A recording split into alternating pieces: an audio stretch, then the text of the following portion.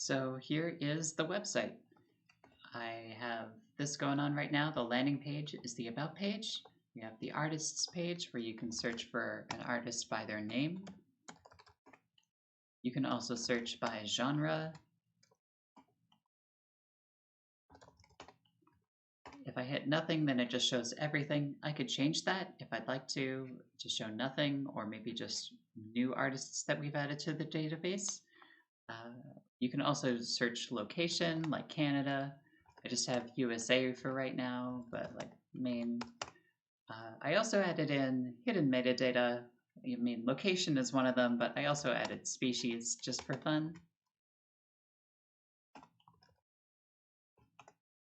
And with this, ideally for each artist on here, they have their own entry. So you can click here, you get a special page for a specific artist. You can then click on one of these tags, which will take you back to the search page. I'm still figuring out getting this to be read into the search. For some reason, it's not immediately working, but ideally, then it would show you all artists under that tag who have that in their metadata. We also have the blog. This is not finished yet, but my hope is for it to become a CMS so that you can make posts, update it, and the system sort of takes care of the rest, showing like, dated posts and a chronological order to everything, maybe tagging, blog posts, but that's all for another stage of the project.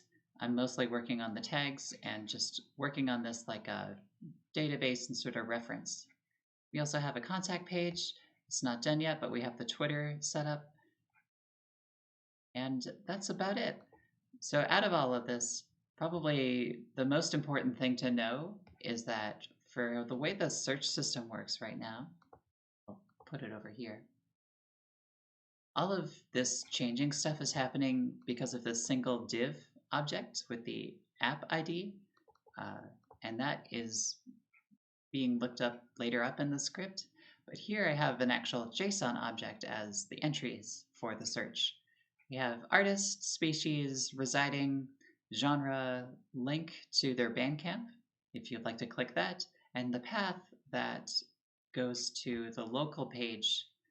I don't have entries for any other artist, I just have it for Daryl D, so I just did that for everybody else. I don't think all of these are necessary, but they're certainly fun. Here I have a function that renders this depending on what's passed through it. If we pass this entire object of all entries, which is what it does by default right here, then it shows everything. But if I tell it to just look for artists with the pop tag, that's passing the word pop through the handle search function. So this is preventing the default action. It's taking that search term pop, just checking that it's all lowercase and not case sensitive. It's splitting apart each term into multiple searches. So even though I could say like Ashley, car seat, and this will make sure that it'll get both of those, or June, Daryl D. Well, this is not a good example because I don't have everybody's entries ready yet, but yeah, June and Ashley, this shows up, just those two. So this here split is turning those into just two terms, putting them into an array, and filter is asking a regular expression to take exactly each of those terms and, I don't know, it's doing some other funky stuff to it. And this button is calling the handle search button, the handle search function with the search terms that were submitted. Yeah, if there were search terms, then return the filtered list that the regular expression generated for us. Otherwise, just show everything. This is a bit iffy for me because this is a short list of stuff. It'd be nice if this was automatically generated based on the entries, or if this has to be two separate pieces of data, some way to really make sure that this as one file gets updated while this as another file gets updated. It's a bit wonky, so I'm working to try to find a way to make it easier to maintain. For the entry, if I go here, there's a meta tag up here for tags. I could change this to genre, really, genre tags. And here I've got content, and then each tag is its own word separated by a comma. So here I have punk, D&B, and electronic. I could add, I don't know, reggae. That's not true, but then down here in the script, it's looking for those tags that we set earlier with here and splitting all of the commas and spaces that it sees. And as a result, it makes a new item in the list and actually links it with a combination of the artist's page, but also a search query, and then taking the name of the tag that was added and making that the search query. Now this almost works. My hope is to make the artist's page actually pay attention to the URL, and that will take the search terms, plunk in here automatically, hit the go button for you so that it's basically the same thing as if you did this.